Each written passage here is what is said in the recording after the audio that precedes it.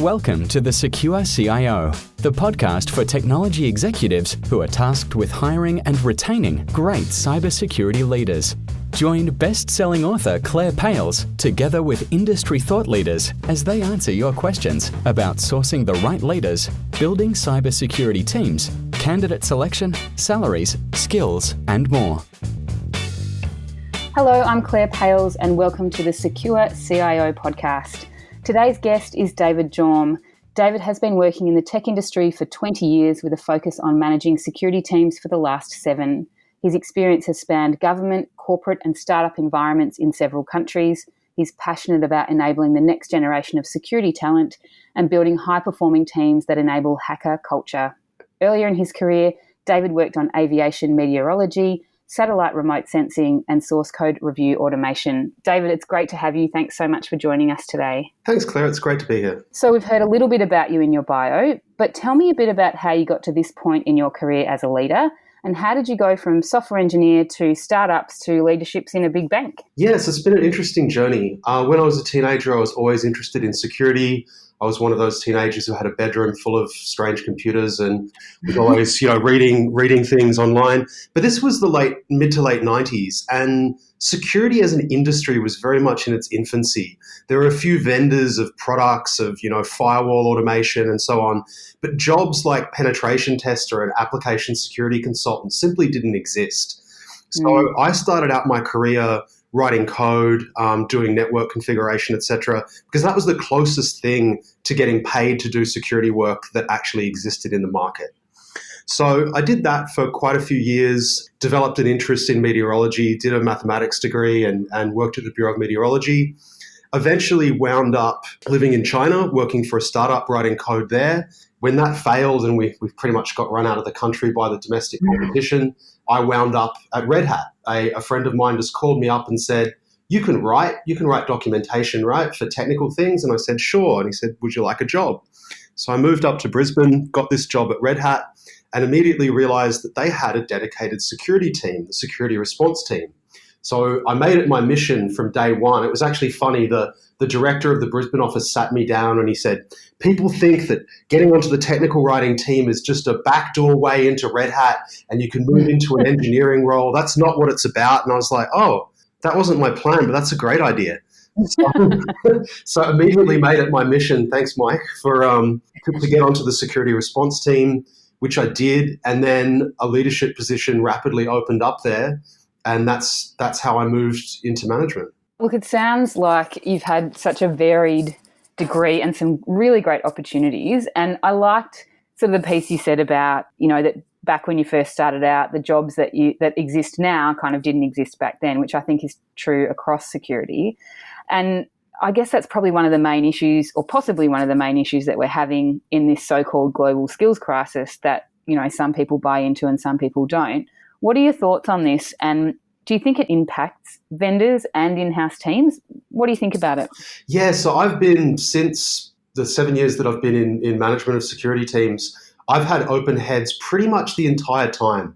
I went a 2-month period earlier in the year at the bank, and it was the first time in 7 years that I didn't have an open position to recruit for.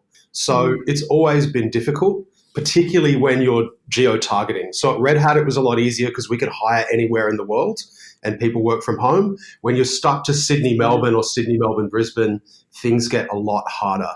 So I also teach a cybersecurity boot camp, and we've been taking people through a 9-month sort of boot camp of everything related to cybersecurity and writing code. We're getting to the end. We're in the last month of it. And now I'm trying to get everybody lined up with job interviews. And what I'm finding is that me and my friends who manage pen test teams or AppSec teams, we've all got open heads, but we can only hire people with 2, 3, 4 years commercial experience. We can't hire people fresh out of this course. And so while there is this skills shortage of people with experience, for people without experience, there's actually a lack of opportunities. And we're seeing a few operators in the market that are actually creating that as their business model, where they're just churning through people for the first 2 years of their career, paying them very low wages, especially by industry standards, and then repeating the process because there's this gap of opportunity for people to get their foot in the door, but this massive shortage of actual experienced professionals. What are your thoughts around those companies that are bringing people from sort of graduate through to a couple of years of experience? Yeah, it's an interesting question. I think on the one hand, they're filling a market niche. These people are willing to do what it takes to get their foot in the door. I'm seeing that people who want to move into the industry are willing to tolerate a job that might not be very glamorous and a salary that might not be very good for a couple of years if that's what it takes to get into the industry. And that's fair enough. But on the other hand, it runs the risk of exploitation, that you're just bringing people in, getting as much out of them as you can for a couple of years. And then as soon as they realize their actual worth on the market, moving through to another generation. So I sort of am conflicted about it. And is it mostly technical type roles that are being offered for these sort of short-term, Yeah, that's what I'm seeing. It's technical roles. Yeah, okay. Because I think the more non-technical ones you can more easily get into with a lack of experience. Things like just operating identity management functions where you're approving and rejecting tickets and resetting passwords and so on. Most people are willing to hire into those roles with limited experience anyway. It's more of the highly technical roles. So given that you've experienced sort of a lack of security candidates or the right type of candidates across your experience, so Red Hat, the Bureau, government departments, what are your thoughts around the types of tasks and skills that you can outsource as opposed to the ones that are best kept as a full-time FTE in your team? That's a great question, and I think it depends on the scale of the organization. So one of my previous roles was the practice lead of Asia Pacific for a consulting organization, sort of mid-sized global, so not big four, but next tier down global consulting organization. And we had a lot of customers where they didn't really have the demand for an FTE in technical roles like AppSec consultant or pen tester. And so going to a consulting organization with a $30,000, $40,000 a year budget was the right thing to do. It was the best use of the funds that they had available, and it delivered what they required. So I think it's probably less to do with the actual role than to do with the scale. I have a friend, Laura Bell, in New Zealand who runs a consultancy where basically she will provide a complete virtual CISO function for you for small organizations who couldn't possibly afford to hire a dedicated one.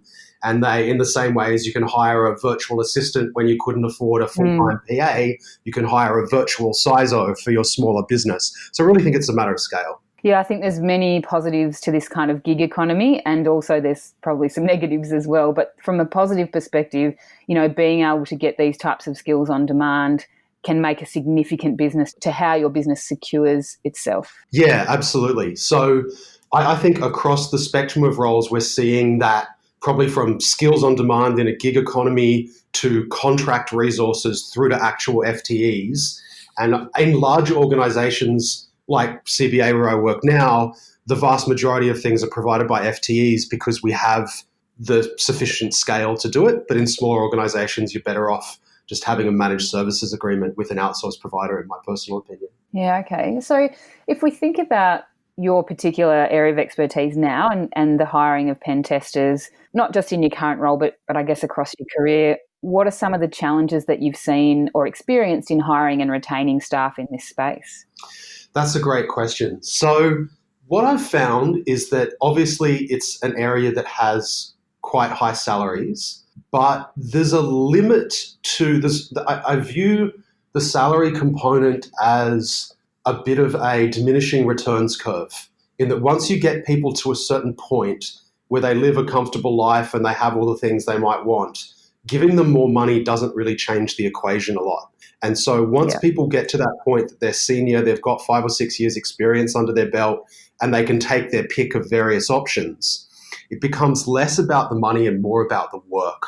And people are very interested in things like flexible working conditions, work from home, flexible hours, and especially how interesting the work is. I could offer people a fantastic package and work from home and do what you want and great business culture. But if the technical side of the work is boring, then more senior people won't take it. They're more motivated by that intellectual challenge. Yeah, I suppose you have to make it enticing enough that they want to leave their family and their significant others every day to come into you guys. And, the people and the culture and the environment aren't enough. It's got to be engaging work. And I guess for you in a retention model, are you finding that you're able to continuously offer that? That's where it gets tricky, because in a retention model, I can always go to HR and talk about budgets and talk to more senior management about work culture and let's let people work from home 2 days a week and sell that story. But at the end of the day, the pipeline of work that we need to execute, I can't really change. It is what it is, and the team has to do it. So that is an area where, as a manager, I have limited control. I mean, in in-house environment like the bank, whatever comes across my desk as a project, it has to get tested. In a consulting organization, whatever sales comes with that's going to turn a profit, I have to sell and deliver that deal. So it is a difficult factor to control for.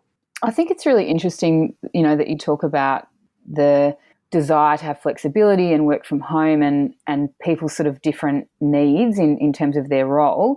Does that come into your, I guess, diversity principles or characteristics? How do you factor all of that in to the hiring process? And do you think there's particular types of people that fit better in the security space than others? Yeah, I view that diversity factor holistically. So in terms of all aspects of a person's life and what's important to them.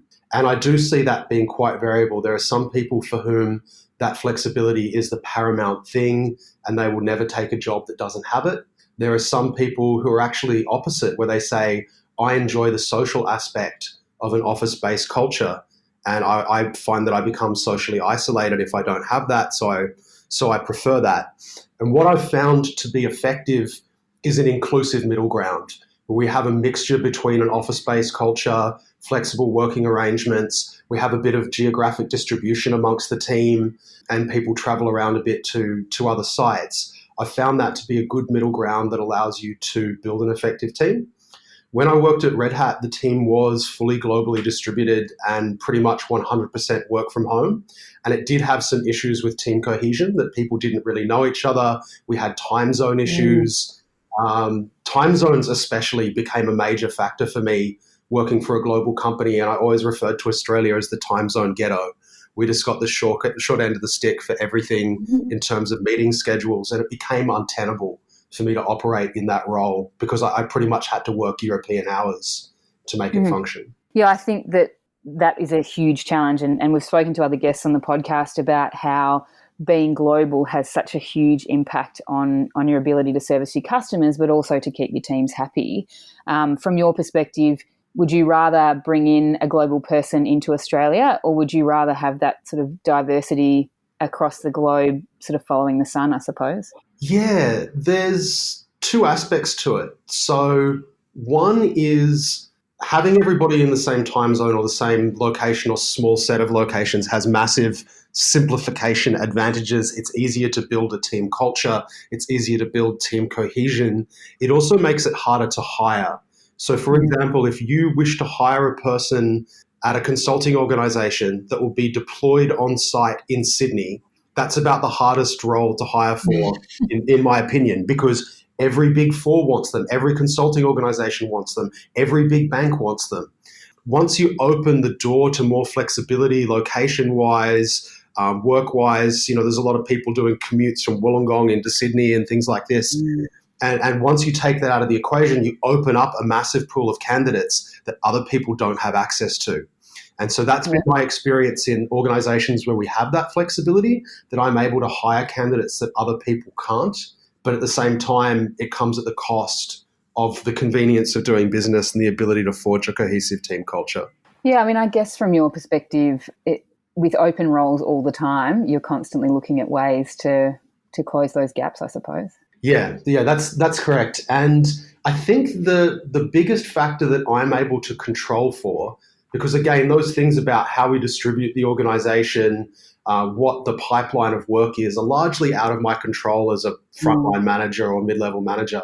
And what I can control for, though, is the team culture and the way that we operate, the tools and processes that we use, the kind of culture we set around collaboration and knowledge sharing, creating a very open and inclusive culture that different people feel comfortable in together. I think that's something that I'm able to do as a manager that will attract people and will attract candidates that other people wouldn't get.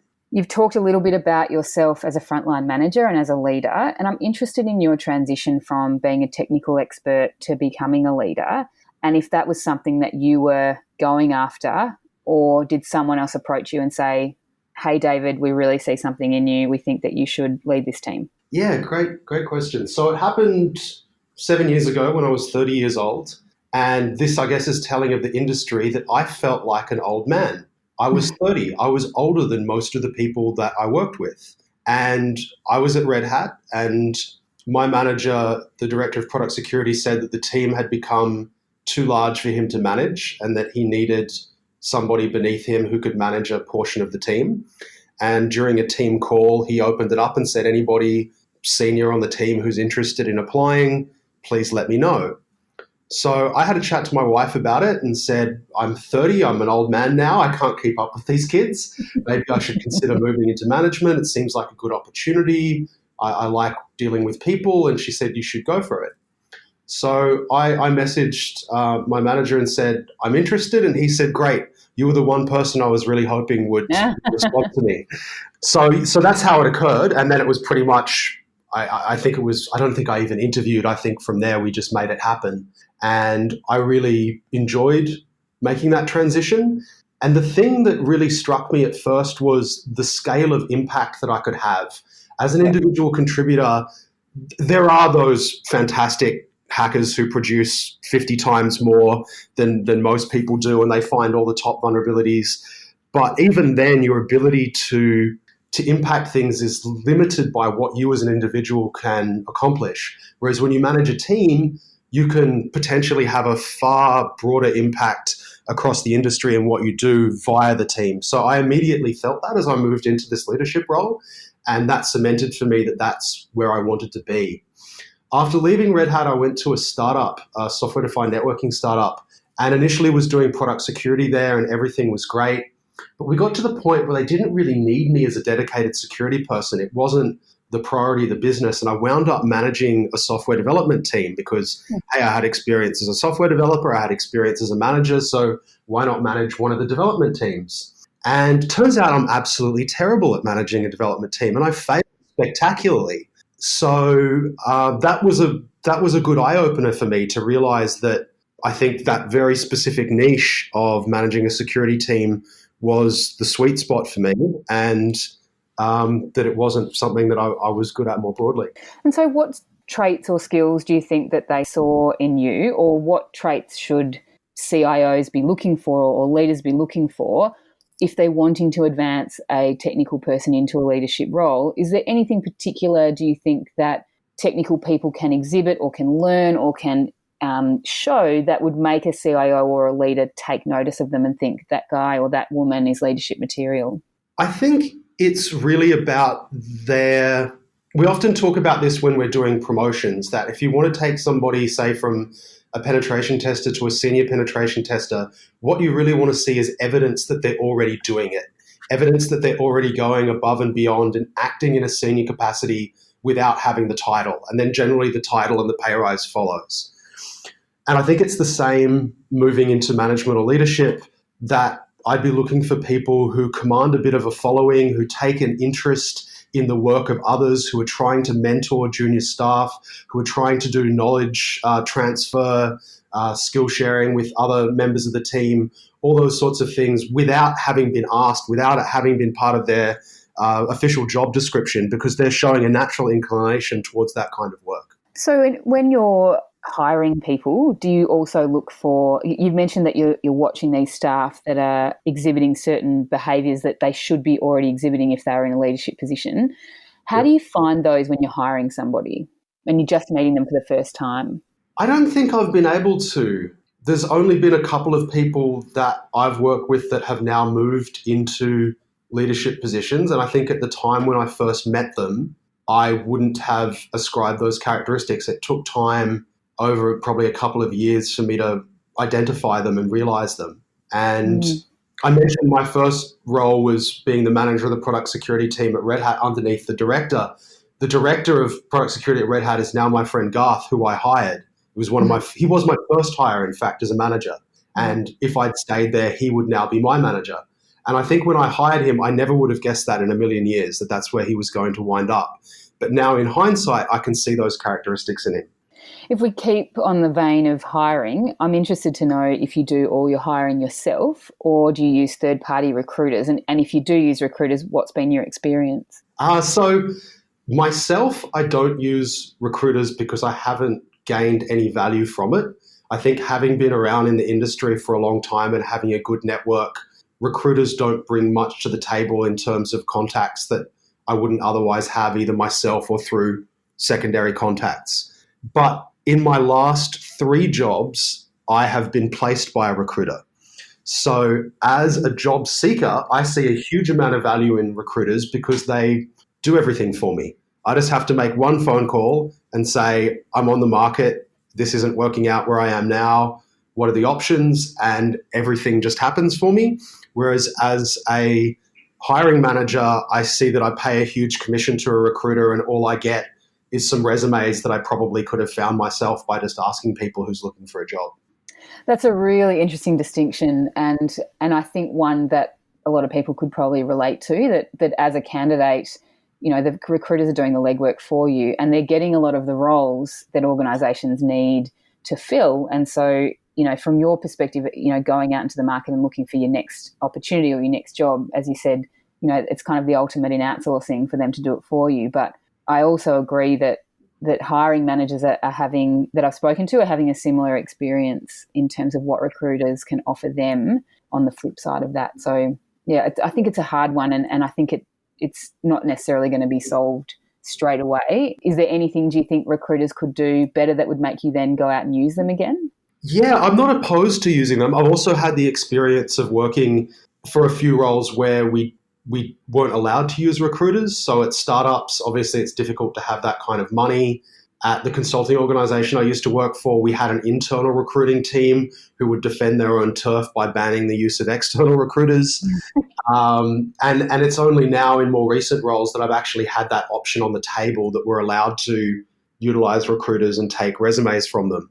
So I'm not opposed to it, but I've found that in a lot of roles it just hasn't even been an option for me. And then I didn't see sufficient value to go in and fight for it and say, can we please use recruiters? I can't fill roles without it. So you mentioned that you've drawn from your network before to hire or source for your teams. And I'm interested in whether or not you've experienced difficulty or hurdles or hiring for different types of organisations and trying to draw from your network. So, for example, have you found it easier to draw from your network to bring someone into the bank as opposed to Red Hat or a government agency? I don't think it's really been too different. It's depended, though, on the flexibility of location. So my network is quite geographically distributed because I've lived in the States and China and so on. I know quite a few people internationally. I lived in Queensland for 9 years, so I know a lot of people there.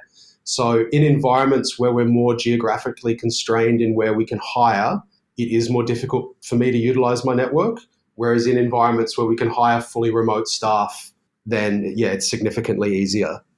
So I like to ask all my podcast guests the same question at the end, and that is, what do you wish you had known when you first started out as a leader? If you could go back and tell, well, I now know that you became a leader at 30, so if you could go back and tell your 30-year-old self something about leadership and building teams, what wise words do you wish you could give your 30-year-old self about leadership? That it's a long game, that you're, as a leader, forging relationships with your team that have a high degree of probability of spanning multiple companies and roles, and don't micromanage is not the right word, don't have a micro view of the immediate, this person is 3 days late on their report for this job right now, and that's everything that I can see. But more the macro, how are our careers intertwined for the next 5 to 10 years? Because I've had the experience repeatedly of working with people at one company and then having them join me in a subsequent role. So I think having that long-term view and forging relationships with that long-term view will help you build a team. I was talking to a friend of mine last night who works for a consulting organization that's been built by some serial entrepreneurs. And the way they've really built their companies has been to create a loyal following of staff that will move with them from each of the entities that they create. And that's really the biggest value that they bring to the table, is those long-term relationships and trust with the staff that have followed them to multiple organizations. I guess what I hear from what you're saying there is build trust in relationships and don't burn bridges. Absolutely.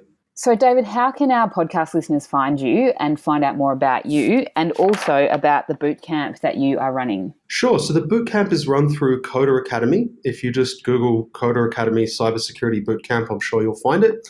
We're just wrapping up the first round in Melbourne, but we're about to start one in Sydney and then again in Melbourne. If you'd like to find me, I'm the only David Jorm in the world, actually. So if you can't stalk me down on social media or something, shame on you.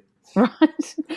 Thanks so much for joining us. We'll put all the details of that bootcamp also in the show notes, so you'll be able to find them there. And I've really enjoyed the conversation, David. I appreciate your time today, and we'll talk again soon. No worries. Thanks, Claire. That's all we have time for today. Thanks so much for listening.